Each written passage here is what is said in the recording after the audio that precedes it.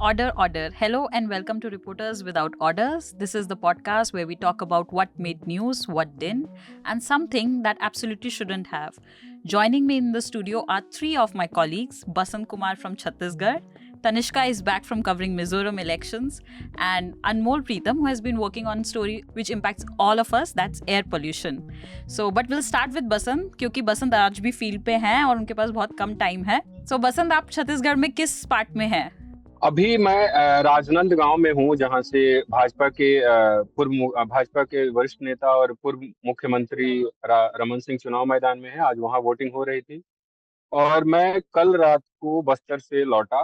बस्तर में मैं 5-6 दिन था, तो अभी तक तो यही चल रहा है. कल आप बस्तर से वापस आए 6 दिन लगा के. बस्तर काफी इंटरेस्टिंग है. आपको बस्तर में रिपोर्टिंग करके कैसा लगा? I think all reporters would want to report from Bastar and you have got that chance. Bastar बहुत ही खूबसूरत जगह है और सुकून से रिपोर्ट करने वाली जगह है, जहां आप थोड़ा इत्मीनान से जाएं, समय दें, लोगों से बात करें. चुनाव के समय में हम भागते रहते हैं, एक स्टोरी से दूसरी स्टोरी, दूसरे से तीसरी स्टोरी. तो उसने इत्मीनान से मैं स्टोरी नहीं किया. हालांकि कई स्टोरी हमने वहां से की है, लेकिन बस्तर सच में बहुत खूबसूरत है और बस्तर में बहुत स्टोरी है कहने के लिए. लेकिन वही है कि समय चाहिए, और चुनाव के दौरान जितना चुनाव से संबंधित है उतना हम कर रहे हैं. बहुत सारी स्टोरी आइडिया लेके मैं आ रहा हूँ. भविष्य में मौका मिलेगा तो फिर मैं बस्तर आऊंगा. ओके, सो बसंत, छत्तीसगढ़ में इस बार सबसे ज्यादा लोगों के क्या मुद्दे हैं? देखिए, छत्तीसगढ़ में जो सबसे महत्वपूर्ण मुद्दा है सरकार के लिए भी और जो यहाँ के निवासी हैं उनके लिए भी, धान की खरीद. और धान की खरीद पे तमाम पार्टियां दांव खेल रही है. मैंने अपनी एक स्टोरी लिखी है कि धान यहाँ के किसानों के लिए धन का, मतलब पैसे का माध्यम है. तो जो पार्टियां यहाँ चुनाव लड़े उसके लिए वोट जमा करने का. पिछले चुनाव में 18 में कांग्रेस ने वादा किया था कि हम 2500 रुपये पर क्विंटल धान की खरीद करेंगे. कांग्रेस ने अपना वादा पूरा किया. इस चुनाव में कांग्रेस ने भारतीय जनता पार्टी ने बोला कि हम 3100 रुपये पर क्विंटल देंगे. कांग्रेस बोली हम 3300 रुपये पर क्विंटल देंगे. तो धान पर सबसे ज्यादा फोकस है. और जिन किसानों से मैं मिलता हूँ, जिन लोगों से ग्रामीण क्षेत्रों में, वो सरकार कांग्रेस की धान खरीद से बहुत खुश है. हाँ, तो ये है कि धान सबसे बड़ा मुद्दा है. बेरोजगारी तो देश के चुनाव में सबसे बड़ा मुद्दा होता है, यहाँ भी बड़ा मुद्दा है. ये अस्थायी मुद्दे हैं. बेरोजगारी हो गया, महिला सुरक्षा हो गया, शिक्षा हो गई, स्थायी मुद्दे हैं. पर धान छत्तीसगढ़ इकलौता मुझे, मैं 3-4 election Bihar, UP, Gujarat, 3-4 election cover कर चुका हूँ, लेकिन मुझे कहीं ऐसा नहीं दिखा, हरियाणा छोड़ दिया जाए, कि एमएसपी के लिए किसान वोट करता हो. मैं बिहार गया, बिहार में अलग ही मसले होते हैं, पर यहाँ के किसान जो धान ढंग से खरीदेगा उसको वोट करेंगे, क्योंकि यहाँ इनकम का एकमात्र स्रोत किसानों के लिए धान की बिक्री ही है. आई थिंक कांग्रेस गवर्नमेंट सबसे हाईएस्ट प्राइस दे पा रही है धान का. अगर हम पूरे सारे स्टेट्स को देखें तो आपको क्या लग रहा है, लोगों का क्या रिस्पॉन्स है? नो डाउट बघेल सरकार की धान खरीद से खुश है.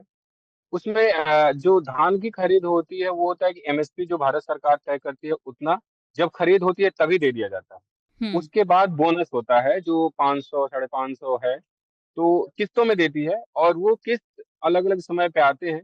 तो कुछ किसान इस बात से नाराज है कि उनका किस्त समय पे नहीं आया भाई. लेकिन इसके अलावा किसान खुश हैं. और मुझे किसानों का कहना था कि हम वोट उसी को करेंगे जो हमें धान की अच्छा पैसा देगा.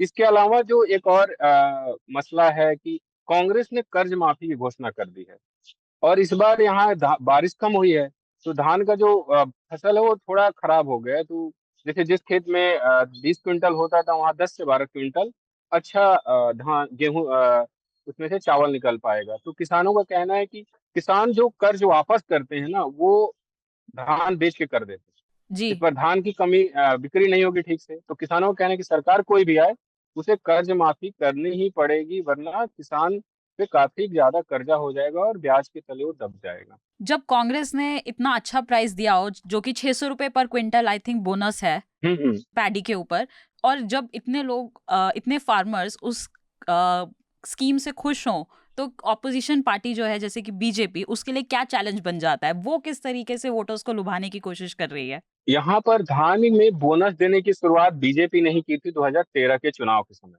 ओके। 2013 में रमन सिंह की सरकार बनी, 300 रुपये उन्होंने कहा था कि हम इस पे बोनस देंगे, जो भारत सरकार एमएसपी तय करेगी उससे 300 रुपये ज्यादा। पर वो सरकार स्टार्टिंग में भूल गई, तो मीडिया में काफी खबरें हुई, फिर उसको शुरू किया गया। लेकिन 17-18 आते आते 16-17-17-18 चुनाव से 2 साल पहले ऐसा जर्नलिस्ट बताते हैं कि केंद्र सरकार ने कहा कि आप यहाँ एमएसपी पे ज्यादा दे रहे हैं तो बाकी स्टेट में भी किसान हमसे मांग करेंगे, क्योंकि भाजपा की ज्यादा जगहों पे सरकार थी, अभी भी है। तो उस कारण से आखिरी के 2 साल, 5 साल में आखिरी के 2 साल भाजपा ने बोनस दिया ही नहीं। जी। कांग्रेस 18 में उसके लिए काफी प्रोटेस्ट की, और कांग्रेस ने कहा कि अगर हम सत्ता में आएंगे तो इतने 2500 रुपये में धान की खरीद करेंगे और वो 2 साल का बोनस भी देंगे। लेकिन कांग्रेस भी वो 2 साल का बोनस नहीं दी, वो अपना अपने समय का बोनस देती रही, लेकिन वो 2 साल का नहीं हुआ। तो इस बार भारतीय जनता पार्टी ने बोल दिया कि हम 3100 रुपये में खरीदेंगे। लेकिन जो किसान है उनका ये कहना है कि दूध का छला माठा भी फूंक के पीता है। आपने 17-18 का पैसा 2 साल का नहीं दिया, एक सरकार दे रही है, तो हम क्यों नहीं इस सरकार पे ज्यादा भरोसा करें जो हमें दे रही है। आपने पहले वादा किया था, नहीं दिया। तो कुछ किसानों ने हमसे ऐसा भी बताया। तो इस चैलेंज को बीजेपी कैसे हैंडल कर रही है? वो किस तरीके उसने की एमएसपी का कैंपेनिंग रेट करे है? उसने एमएसपी का इस बार अपने घोषणा पत्र में बोला कि हम 3100 रुपये पर क्विंटल देंगे, और 1 एकड़ में 21 क्विंटल की खरीद करेंगे, ना कि 20 क्विंटल की। और कांग्रेस सरकार, अभी की जो सरकार है, वो 20 क्विंटल खरीदती है। हम्म। तो ये आई थिंक काफी इंटरेस्टिंग होने वाला है कि किस तरीके से ये चीज पैन आउट करती है। आप बस्तर में थे 6 दिन। बस्तर अपनी सिक्योरिटी, मतलब बक्सर नक्सल बेल्ट है और उसके लिए जाता है। तो आपने वहां पे क्या देखा सिक्योरिटी से रिलेटेड? आपने बहुत इंटरेस्टिंग स्टोरी की थी कि कैसे वोटिंग करवाने के लिए इलेक्शन कमीशन के ऑफिसर्स हेलीकॉप्टर से आते हैं। तो उसके बारे में बताइए। बस्तर काफी है, मतलब जितना खूबसूरत है। मैं ट्रैवलिंग करते करते 2 वाटरफॉल पे गया। एक चित्रकूट में, जो एक अमेरिका का कोई वाटरफॉल है, उसका नाम चित्रकूट के वाटरफॉल को दिया जाता है। बहुत बड़ा वाटरफॉल है, उसका बेस बहुत लंबा है। बहुत खूबसूरत जगह है। पर वही है कि जो यहाँ पे नक्सल जो नक्सल बेल्ट है, उसके कारण आप यकीन नहीं करेंगी, कौन सी सुरक्षा एजेंसी नहीं है। झारखंड से बुलाई गई है, रेलवे पुलिस है, सीआरपीएफ है, सीआईएसएफ है, तिब्बत पुलिस है, बस्तर फाइटर्स हैं, बस्तर पुलिस है। मतलब हर बाजार में आपको पुलिस दिखेगी। हर पूरा बस्तर ही जंगल से घिरा हुआ है, जंगल के बीच में। बावजूद उसकी इतनी सुरक्षा के बावजूद नक्सलियों ने कुछ हिंसा करने में सफल रहे हैं। जब हम लोग नारायणपुर में, वो जिस स्टोरी का आप जिक्र कर रही हैं, हेलीकॉप्टर वाला, हम कर रहे थे, और हम एक स्थानीय जर्नलिस्ट के दफ्तर में बैठे हुए थे, शाम 4:30 बज रहे थे। अचानक से उनको एक फोन आया, बोले बीजेपी के उपाध्यक्ष को नक्सलियों ने टांगी, हमारे बिहार में बोलते हैं, वो लोहे का होता है, यहाँ गर्दन पे मार के हत्या कर दी। वो एक बाजार में चुनाव प्रचार कर रहे थे, मार्केट लगा हुआ था, वहां नक्सली आए और मार के चले गए, 2 नक्सली। इसके बाद आईडी ब्लास्ट हुए हैं। आज भी तस्वीरें आ रही है कि कई जगहों पे आईडी बरामद हुए हैं। मतदान कर्मी और सुरक्षा कर्मी घायल भी हुए हैं। तो नक्सलियों ने कोशिश तो की, लेकिन अभी तक, क्योंकि सबसे ज्यादा हिंसा तब होती है जब मतदान कर्मी मतदान करा के लौट रहे होते हैं ईवीएम के साथ। और नक्सलियों ने चुनाव बाइकआउट की भी घोषणा की थी, पर जिस तरीके से वोटिंग हुई है, लगता नहीं कि बहुत बड़ा इम्पैक्ट उनके कहने का पड़ा। दोपहर 3 बजे तक बस्तर में 65% वोटिंग हुई थी, एक अच्छा वोटिंग है। जगदलपुर बहुत ज्यादा प्रभावित नहीं है नक्सल बेल्ट से, लेकिन उसी इलाके में आता है, तो वहाँ 61% था। दंतेवाड़ा जो काफी प्रभावित इलाका है नक्सलवाद का, वहाँ 51% था दोपहर 3 बजे तक। और कवर्धा, जो नक्सल बेल्ट नहीं है, जहाँ अभी मैं खड़ा होकर बात कर रहा हूँ, यहाँ से 2 किलोमीटर दूर है कवर्धा, जहाँ कांग्रेस के सिटिंग एमएलए चुनाव लड़ रहे हैं। वहां पे 62-63% वोटिंग हुई है। तो नक्सलियों ने काफी बाइकआउट किया था, बीजेपी के एक नेता की हत्या हुई, कई सुरक्षाकर्मी घायल हुए। बावजूद इसके वोटर इस बार, जो मैं नक्सल के बेल्ट में उन गांवों में भी गया जहाँ पे सड़कें नहीं जाती, लोग, जो नौजवान पीढ़ी है, वो वोट करना चाहती है, वो डेवलपमेंट और वो एजुकेशन में भरोसा करना जानती है, वो नक्सलवाद के उलझन में उलझना नहीं चाहती। पर वो है, डर है, क्योंकि 3 सिविलियन की भी कांकेर में हत्या हुई थी। उन पे आरोप लगा कि वो महाराष्ट्र पुलिस को सूचना लीक कर रहे थे, तो उनको मार के पहले अपहरण किया गया, अभी 4 दिन पहले फिर मार के उनके गांव में फेंक दिया गया। तो नक्सली अपने इरादे को लेकर अडिग है, लेकिन प्रशासन का काफी अच्छा काम रहा, और अच्छा, अभी तक शाम को 5 बजने वाले हैं, चुनाव 7 नवंबर चुनाव चल रहा है। अब वहां तो वोटिंग खत्म हो गई होगी बस्तर में, क्योंकि बस्तर में दोपहर 3 बजे तक ही वोटिंग का समय था। इधर जो विदाउट नक्सल बेल्ट वहाँ 5 बजे तक वोटिंग है।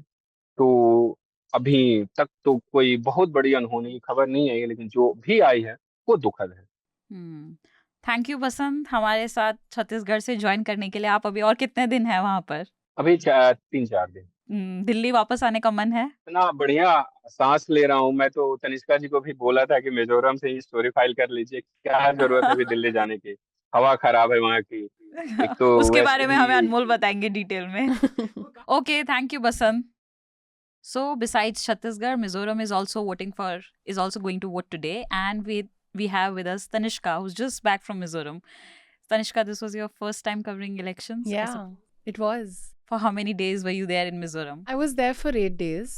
Very, very beautiful state. It's the happiest state in India. And were you happy? I mean, there was a lot of stress, a lot to do. But you know what? Like you mentioned, it was my first time covering elections. And you hear stories from everyone what elections are like. We see visuals on TV, you know. There's so much color. There are so many rallies. Mizoram did not have any of that because there's a story I did about the Mizoram People's Forum, which is a church-backed poll watchdog in the state, a local watchdog. That was a very interesting story. Yeah, so they have rules. They have an MOU that all political parties sign before elections are announced, and they have to abide by it. And the rules include no processions, no loudspeakers, no rallies. There are limited number of posters one can have. So essentially, it's you know, you're not allowed to really campaign like you do in other states. You know, like how I have seen in Delhi or Mumbai the elections. It's very different. You know, it's almost like it's possible for you to not know that elections are can there. happen, you know? in such a regulated way. Yeah, and there's not a lot of color. There's not that much talk about elections there. Not a lot of noise and noise. So there's nothing. There's no noise at all. Like you're not allowed to, because so if the political parties go against the rules that the MPF have, written down, then MPF publicly calls the parties out in the constituencies that this has happened in. You know, they hold like press conferences and they tell people that they have violated this rule. And this body has a lot of power because all the major NGOs and churches are a part of this body. And in Mizoram, churches and civil society groups have a lot of influence. I would like to say they have even more influence than the political parties, you know. So if they speak against a party, then that party is not really going to do well in that area. So everyone really sticks by these rules. So it was really calm, really peaceful. I mean, the intention of this group is to have free and fair elections. And it does seem like elections do go rather peacefully compared to other parts. But that actually made me wonder about the role of election commission. Yeah. And I thought it would be interesting to look at ki jab there is church who is regulating how the elections are to be held, then what is the election commission doing? So I did ask the MPF General Secretary who I interviewed, and I told him that, you know, people joke about how the MPF is more powerful than the Election Commission. He did not agree with that statement, and Election Commission has applauded the MPF for their work, and they sort of work in sync with the Election Commission. They do have some more rules besides what ECI has, but they say that, you know, ECI can't do everything on their own, so we are there to help, and everyone takes it very, very seriously. That's interesting to see that how civil society is really important in India. Yeah. Plug for my story on FCRA. Yes. Okay, so just for our viewers, some context on Mizoram, that it's a tiny state tucked in northeast which has only 40 seats, I suppose, and for decades the political power has swung between two major parties, which is Mizo National Front and the Congress. But this time there's a new player, which is Zoram People Movement, and it is considered as the main contender in between the battle of these two parties.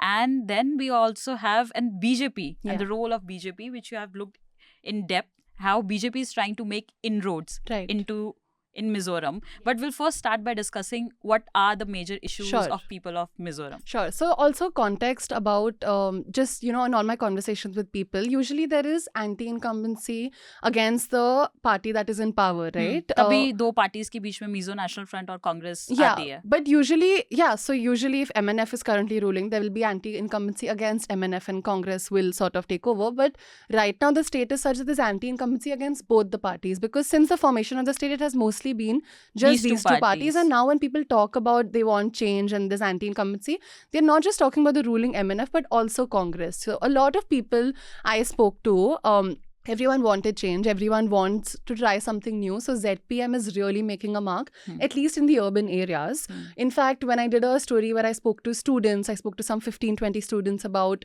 what are their issues, what are the parties that they are swaying towards. I think everyone said ZPM, you know. So with the urban voters, with the young people, ZPM is definitely... So why... So that was like very like interesting for me Yeah. to note, like because we have been in Delhi and Anmol हम लोगों ने हमेशा से देखा आम आदमी party का जो राइज हुआ है 2012 के Exactly, yeah. अंदर, तो वही चीज आई थिंक हमें मिजोरम में देखने को Yeah. मिल रही है एक ZPM के थ्रू. तो ZPM Definitely. मतलब एंड इंडियन पॉलिटिक्स को देखते इट्स नॉट इजी कोई भी नए पार्टी को आना Yeah. और इतनी जल्दी अपना एक रेलेवेंस बना Yeah. लेना वोटर्स के बीच Because में. this is the first So time they are... ZPM ने कैसे अपने आप को रेलेवेंट बनाया है, how it has been able to create so much buzz among Right. people. Can you tell us about Yeah. that? So it did stand for last elections, and some, I think 6 or 8 people did win, but they stood as independents because ZPM became a party only in 2019. So this is the first time they are running for elections as a party. And definitely one of their strategies is speaking about what the previous governments has not done. But they also have a lot of interesting points. Like Zo unification is something that they are strongly speaking about, which is the unification of, the Mizos, the Cookies, and then the other tribal sisters in other parts of not just India but outside India as well. People do feel very strongly towards the tribe in Mizoram. So I'm sure you have also seen reports and protests about how over the Manipur issue, not just the civilians but also the parties have spoken out against the government, against the violence that is happening. In fact, MNF, which is it's an ally, NDA ally on the center, but they have spoken many times against, the Manipur violence. The chief minister has called out the BJP on this. So that's also very interesting because in the state, MNF and BJP are not together, they lot of allegations against each other. Yes, there's a lot to say. That's very interesting. Coming back Yeah. to my previous question, what are the main issues of people there? We have Right. spoken about anti-incumbency. Yeah, is one of the main factors Definitely. against which people vote Yeah. in Mizoram. What are the other main I issues? think one of the biggest things over there is development and roads, because the roads there, because also the terrain, that is a factor, and perhaps the parties then have not kept up to the promises, but roads are not great. Even in the city, there are lots of areas where it is not easy to travel, and moving outside the city, if something's supposed to take you 3 hours, it'll take you at least like 6 to 7 hours because there are very narrow roads and they're not properly done, and people want, connectivity to the last mile. So that is something that everyone's speaking about, roads, development. The first railway station is being built right now in Mizoram, but people are also like, compared to the other northeastern states that have scaled up their development, Mizoram seems to be really slow in that sense. So they're just like, we want to give a chance to another government so that they can at least try it out, right? So that is something. Unemployment is also something that people have spoken about. People said that a lot of jobs are only government jobs. There are not big factories over there. There are not many sort of places that people can go to really gain employment. Then there were a lot of charges against the current government about corruption, about nepotism.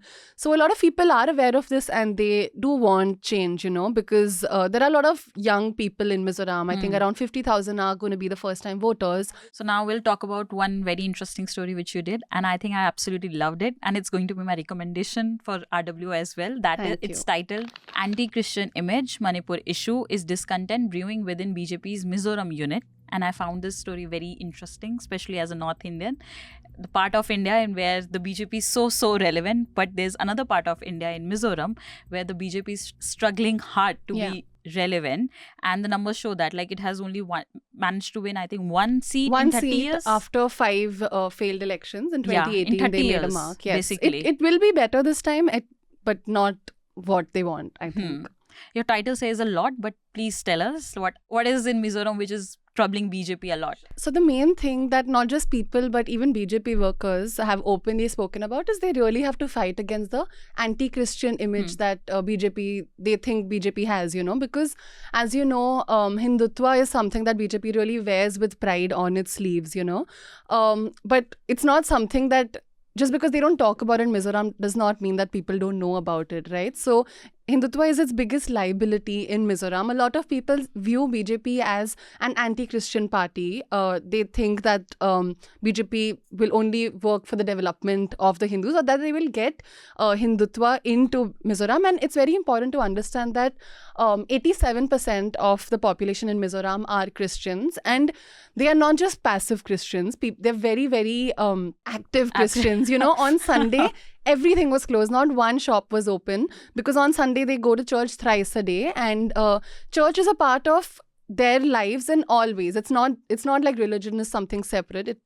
All political parties, the election watchdog is backed by the church. So religion plays a major role, and that is the biggest thing that is costing BJP. But it has been at it for a while. After 5 unsuccessful elections, it got its first seat in 2018, and I think this is the only state they have not really managed to crack in the Northeast as well. Correct. So they are working hard at it, but of course the Manipur recent issue has not worked in their favor, because the Kukis and the Mizos are sister tribes, so they are seen as, and like I spoke about Zo unification, so people view this as atrocities against their own people, you know, and the handling of the government is not looked at well. I spoke to 2 former BJP members who left within the last 3 months. One of them was actually the vice president of the Mizoram unit, and he left over the whole Manipur issue. And we have also seen MNF, which is an NDA ally, and I said before, actively speak against it. So that is definitely something. Another thing I noticed was that I spoke to a few workers of BJP in Mizoram who felt that there was a disconnect between the state and the center unit. You know, and that was the most interesting part about your story. Like the state BJP unit, like being very critical of what the center BJP unit is doing. Of course, not everyone. And I haven't seen this, like, that's not usual. Yeah, definitely. They felt like, so this one man who has been with the BJP for a long time, he's an office bearer, and he's not even off record, you know, he was okay with me using his name. He spoke about how this whole anti-Christian perception, it has now reached people's blood, you know, it is inside the blood of the Mizos. And he said that this needs to be fought together. We need to be in sync with the central party and fight this perception together. But this is not the case, you know. There is no synchronization between the center and the state unit into fighting this perception. And he also spoke about when the leaders come from Delhi, the big leaders, they don't, according to him, they don't come and meet the workers, you know. That's also so important, right? Like, correct. Not to compare, but I know Bharat Jodo for Rahul Gandhi, the most successful part of that, according to me, I had also gone, I was walking along with him for a few days, was that it was really motivating the workers. Exactly. So, you know, that's very important, especially in a state where, you know, these workers, they face so much criticism from their own people for being a part of BJP, you know. Some people were like, I spoke to someone who stood for elections from a BJP ticket 2018, and the people around there told him that we really like you, but we don't like the party, so we're not going to vote for you, you know. And in general, like, you know, like I said, church plays an active role. So a lot of BJP workers I spoke to said that they face this backlash from their own people. And again, community is a really big thing there. And they face that backlash. And then on top of that, when there are issues like this, that really hurts, you know. So BJP is contesting 23 out of the 40 seats. Not all 40. Not all 40. And their main focus is in the areas that there are minority groups, you know, where they can work. There are the Chakmas, I think, and there are 1-2 other groups where they're really trying to make a mark over there. The other interesting aspect of how the BJP is trying to make inroads in Mizoram was, I found in your story, was that the scheduled rally of Prime Minister Narendra Modi was cancelled at the very last minute. That's one thing which helps the BJP a lot. Yeah.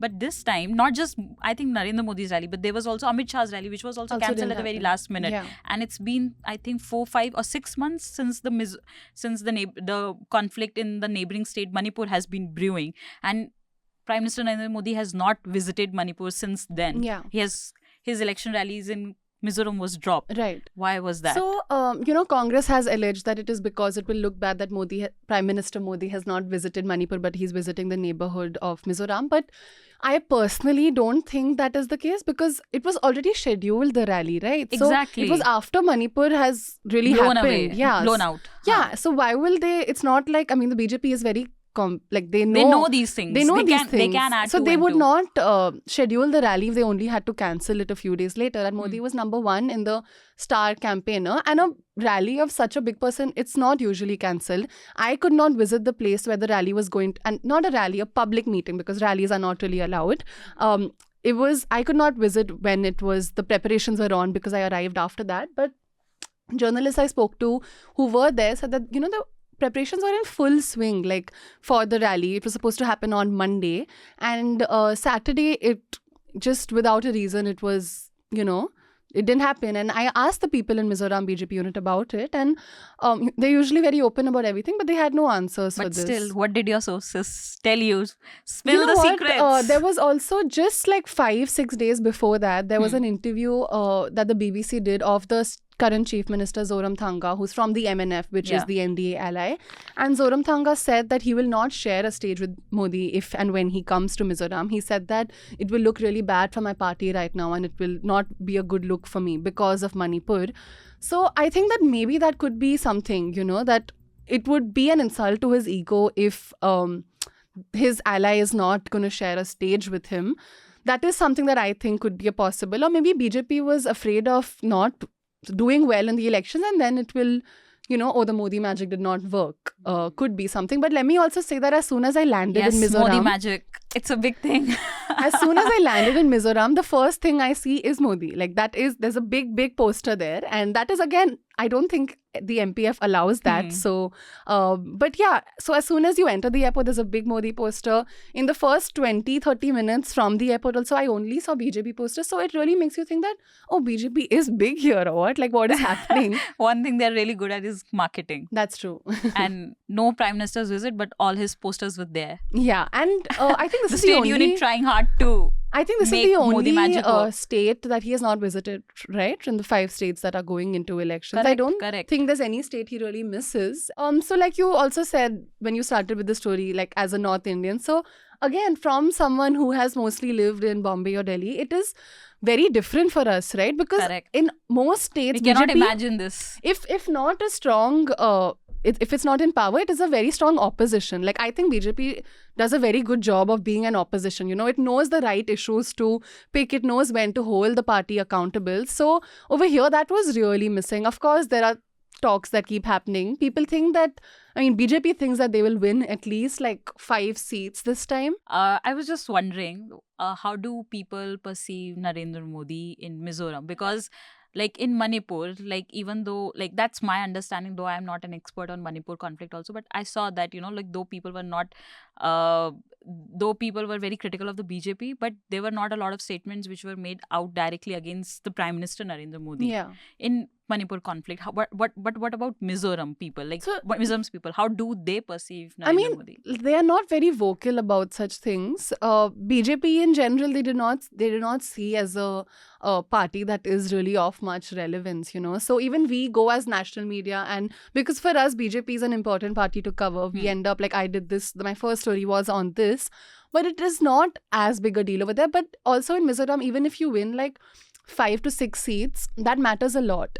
Like right now, because MNF is facing a lot of criticism because of, the corruption charges, and ZPM is a new party, there's a lot of talks over will any party really win a majority? Because now all eyes are going to be on the post-poll alliances, because maybe BJP will be needed from, by some of these parties that do make a majority, or maybe it'll be Congress then that comes to form the alliance. So it's a very interesting battle to see, because for the first time, it's a 3-cornered battle, and a party like the BJP could make there could be some post-alliance that they could come in handy. So, but I think MNF have just made a statement that whatever happens, they're not going to going to ally but with the they BJP. also do have an alliance with the NDA, right? So I think that is yet to be seen how this pans out. They have their alliance, and when I met the Chief Minister for a press conference, I asked him whether, the whole, he's been criticizing the BJP a lot, but how is that going to reflect on the alliance? So he said that our alliance with NDA is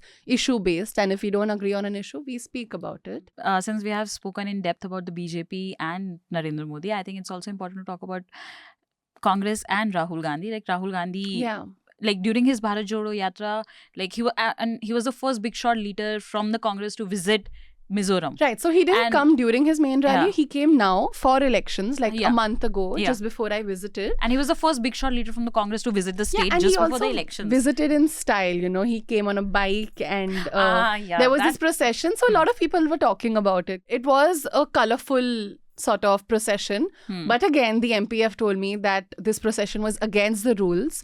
So the Congress had to apologize to the MPF for this. that we read in your story. Yeah, so it's very interesting, because something like this is so normal for us. But over there, it's not okay. It's not okay to have that. In the last elections, the Congress didn't perform good in Mizoram, but Rahul Gandhi had a huge rally in Mizoram. Right. How do people perceive him in You know, comparison to Narendra Modi? What is his image? Over there, the central lead, it does not matter as much as it does in other parts. It's not really personality. It's more about the issues, and it's a very hyper-local state. I mean, they will think about, as it, I guess, should be, when they're voting for who should come to power in their state, they will see who is doing the best for them, So nobody spoke about Modi or Rahul Gandhi. They spoke about the issues, and they spoke at times about the local candidates. So, I mean, of course, it helps the party, I'm sure, in some way. It helps the workers, and it creates a little color and noise, And for the undecided voter, maybe it'll make a difference. But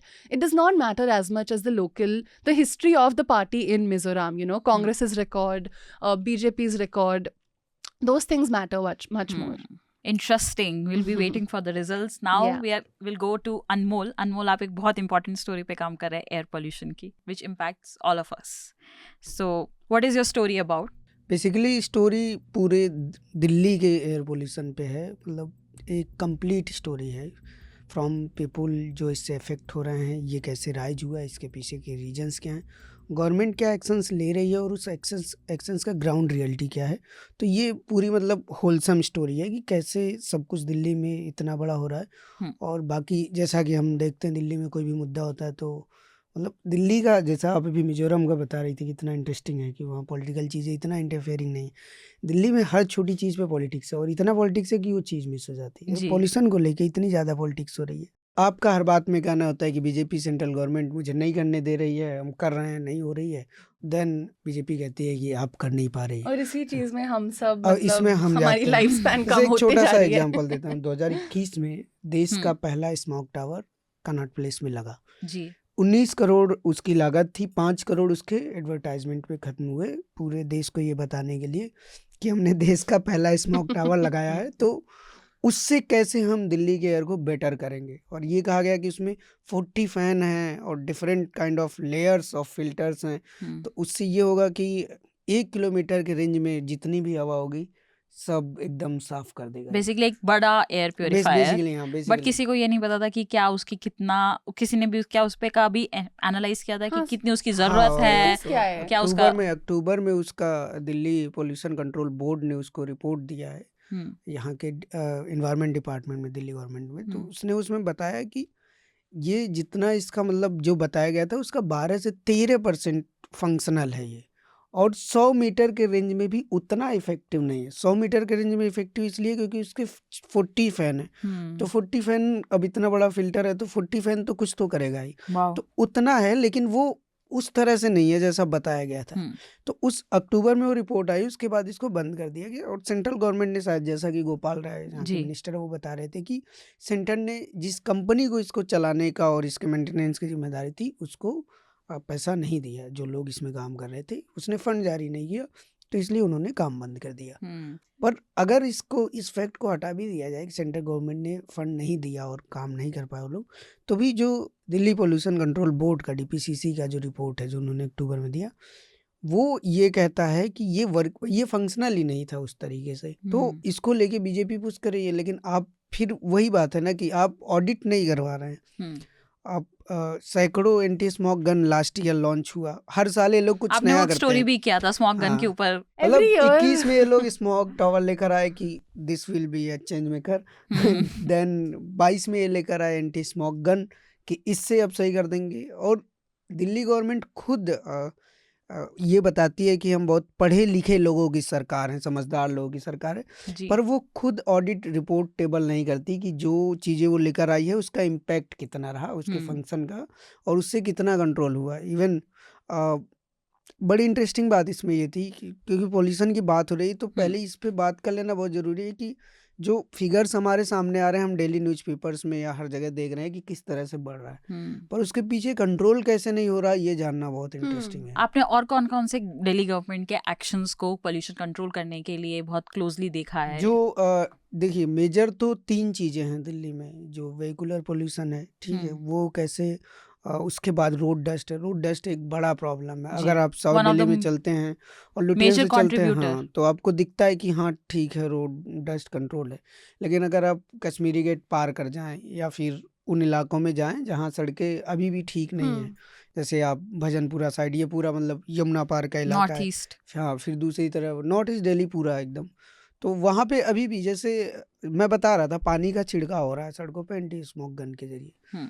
उसकी एक limitations है, वो heavy है, ठीक है, तो वो main road पे चलती है, लेकिन वो लिंक रोड पे नहीं चल सकती, ठीक है। तो अगर 1 किलोमीटर के दायरे में एक मोहल्ले में 5 सड़कें आके मिल रही हैं किसी मेन रोड से, तो मेन रोड पे आपने पानी डाल दिया, लेकिन वो 5 सड़कों से जो डस्ट आ रहा है वो कंट्रोल नहीं है, और वो डस्ट फिर उस पानी पे जमता है तो वो जल्दी सूख भी जाता है। तो इसलिए ये भी बेअसर साबित हो रही है। तो और कोई पक्का एक्शन आपको नजर में नहीं आया जो पक्का लिया गया हो और जो कि एक सॉलिड एक्शन हो? सॉलिड एक्शन इसलिए नहीं है क्योंकि सॉलिड एक्शन के लिए सॉलिड रिपोर्ट और सॉलिड प्लान की ज़रूरत है। और अतिशी ने जो अतिशी मल्लेना है, उन्होंने कहा कि उनके पास ऐसी कोई रिपोर्ट ही नहीं है जो ये बता सके कि दिल्ली में किस पॉल्यूटेंट का कितना कंट्रीब्यूशन है दिल्ली के ओवरऑल पॉल्यूशन में। तो जब आपके पास रिपोर्ट ही नहीं है कि किसका कितना बड़ा रोल है दिल्ली के एयर पॉल्यूशन में, तो आप एक्शन कैसे लोगे, आप प्लानिंग कैसे करोगे कि किसको कंट्रोल करने के लिए क्या करोगे। और यही सवाल ये भी उठ जाता है, जो कि मतलब सीरियस क्वेश्चन है, कि अगर आपको पता ही नहीं है कि किस चीज़ का कितना कंट्रीब्यूशन है, तो फिर आप इतना सारा पैसा खर्च करके स्मोक गन लगवा रहे थे, एंटी स्मोक गन, इतना सारा पानी आप बर्बाद कर रहे हैं, आप तुक्का मार रहे हैं और आप कहते हैं पढ़े लिखे की सरकार है। रिसेंट स्टडी आई है शिकागो यूनिवर्सिटी की, वो ये बता रही कि अगर आप दिल्ली में रहते हैं और आप बढ़िया सब कुछ डाइट करते हैं, हेल्दी रूल फॉलो करते हैं, खाना अच्छा है, आप स्मोकिंग नहीं करते, कोई गलत काम नहीं जिससे आपके हेल्थ पे इम्पैक्ट पड़े, फिर भी आप अपने लाइफ से 11 साल 9 महीने कम जिएंगे।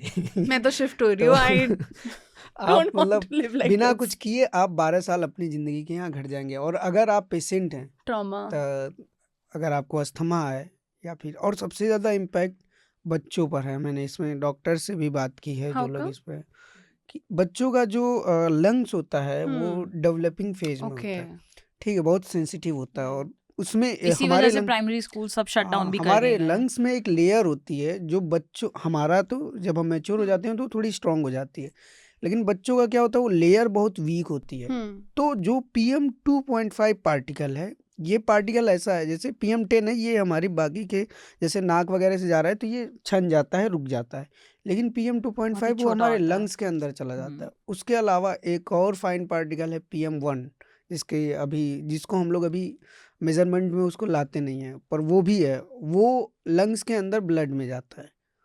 अभी 3 दिन पहले की एक स्टडी आई थी जिस पे बात हो रही थी कि अब ये जो एयर पोल्यूशन है, जिसको कहा जा रहा था कि लंग्स इससे इम्पेक्टेड होंगे, उसके अलावा ये अब शुगर लेवल आपका बढ़ा सकता है, शुगर से रिलेटेड आपको बीमारियां दे सकता है वो। और ये तो ये इसका हेल्थ पे इम्पैक्ट बहुत बुरा पड़ रहा है। मतलब मैं एक डॉक्टर से मिला, मैंने उनसे पूछा कि क्या आपने बीते कुछ सालों में जो हमारे लंग्स होता है, हेल्दी लंग्स, वो उसकी प्रॉपर्टी होती है वो इलास्टिक होता है, रबर की तरह, ठीक है, लेकिन मैंने उनसे और वो पिंक होता है, एकदम पिंक होगा और उसकी प्रॉपर्टी एकदम रबर की तरह इलास्टिक होगी।